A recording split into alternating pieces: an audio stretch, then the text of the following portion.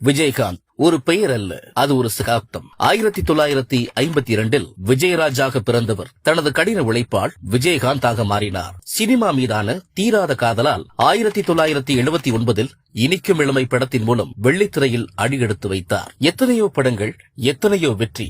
குறிப்பாக 1991 கேப்டன் பிரபாகரன் திரைப்படம் அவருக்கு பெரும் திருப்பு முனையாக அமைந்தது. அது அவரது 100வது படம் என்பது குறிப்பிடத்தக்கது.